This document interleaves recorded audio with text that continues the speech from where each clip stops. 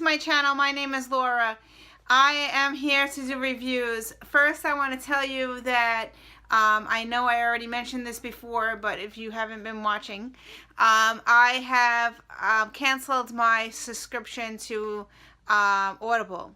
Why did I do that? Because I was collecting books and not listening to them. So the beginning of the end of December, I on Goodreads entered all my books, all my audiobooks into Goodreads into a folder.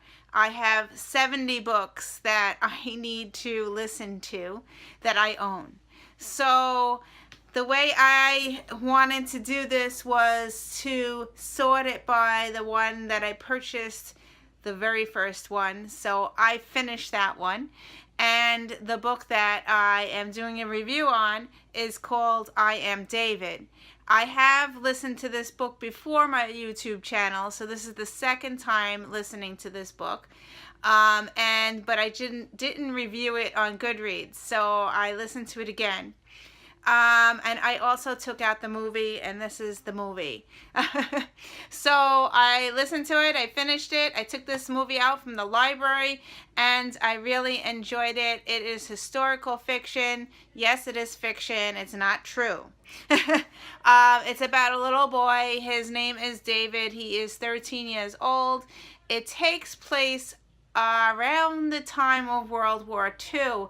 However, while you're listening to the book and also the movie, it says that it takes place in 1950 something, and World War II was already over. And so yeah, so it's not really on time track. So this little boy, he's 13 years old. He's living in a concentration camp, and he escapes, and the guy tells him to go. He gives him a letter, and he has to travel from where he is. I don't know where he starts off, but he goes to Italy, and he goes through Switzerland, and then he has to get to Denmark. So I don't know where he originally started from, sorry. But he has to travel by foot, I really liked, the book wasn't that as good as the movie. I think I liked the movie more, but I did like the book. The book gave you some insight of him talking, and you got to know more of his feelings and stuff. And the movie, I think they changed it a little bit. At the end, the very end is right, but the movie, they added some lady in here that was not in my audiobook, so yeah. But I really enjoyed both the movie and the book. I think I rated the book 3 stars and I rated the movie 4 stars, so yeah. So that's it for this one. Stay tuned for more reviews after this. I finished another book, The Power of Now. I read. It's a nonfiction book. I took it out from the library. I listened to it on audio. I was listening to it all day today and 2 days this week. So yeah. I really enjoyed this one. It's a great inspirational book. It teaches you how to live in the present and stop focusing on the past and stop focusing on the future. And I really enjoyed this. This is a book that I think that I need to buy and read over and over again. I could really highlight. I could see a lot of stuff highlighting. I would really like to listen to it again. Yeah, it's very high motivational, has positive message. It does talk about religion a little bit, but I really enjoyed everything he said. Yeah, so I highly suggest you. It has a positive message, and I gave it 4 stars. I really liked it. Yeah, and I probably will be purchasing it very soon. So I finished book number 12, and I entered it into Goodreads, and I posted it as read, and then I go to my challenges and it wasn't posting. So anyway, there's a glitch in the system, But I did finish book number 12, and hopefully they'll fix it by tomorrow, because I went to the help section and it did say that they were working on it. So anyway, the book that I finished was Child Finder by Renee Denfeld.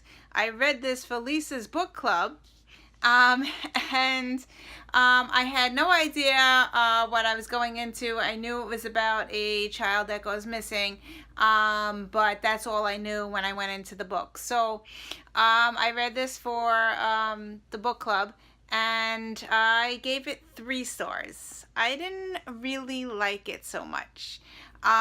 It was very graphic.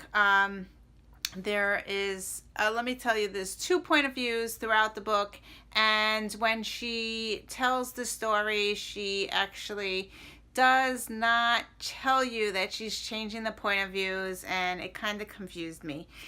But anyway, the first point of view is, her name is Naomi, which is my daughter's name. And she is the child finder. She is the person who finds missing children. Apparently she was also a missing child at one time in her life when she was little. But then the second POV is the little girl, Madison, who goes, I think her name was Madison. I think it was Madison.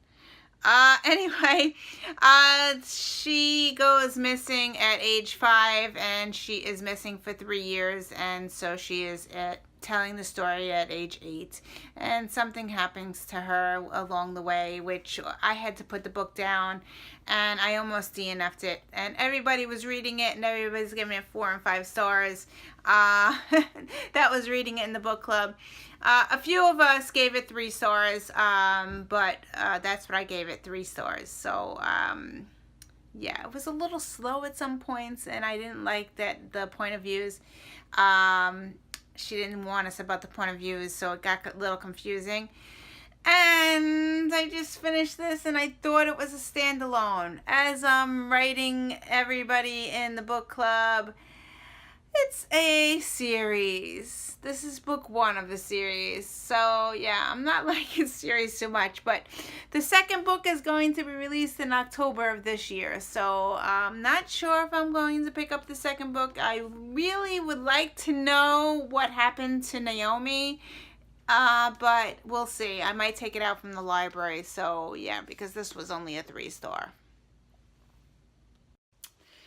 So it's not very often I come across a 5-star, and I know when it's a 5-star when I pick up a book and it captures my attention and doesn't leave. I picked up this book Friday night, and I read Friday night all day Saturday. I took a break, and then I read all day today, and I finally finished it. So a 5-star. I give this one 5 stars. The book that I picked up and read cover to cover without reading anything else in between is this one. I read Homefront by Kristen Hanna. I was looking for a PTSD book, and someone on my Facebook group suggested I pick up this one, and I was like, oh, okay, I own that book. I said, let me pick it up. So Friday night I started reading this one, and I got engrossed in this book. I could not put it down. It is about a woman who has 2 children. She's married.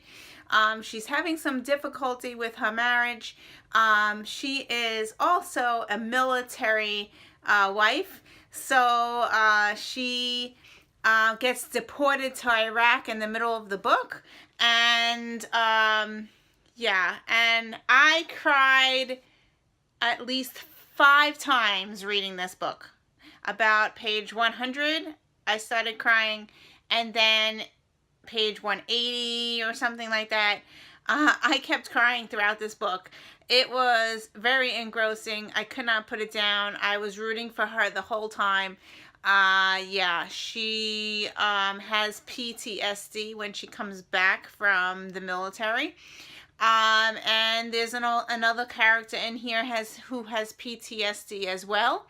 And I really, really enjoyed the story, the emotions that it brought me, and I give this one 5 stars. She's an amazing writer. This is the second book that I've read by her. I read Nightingale, which I loved. I highly recommend you pick her up and read something of hers. She's an amazing writer, and I will definitely be picking up more of her books. So yeah, 5 stars.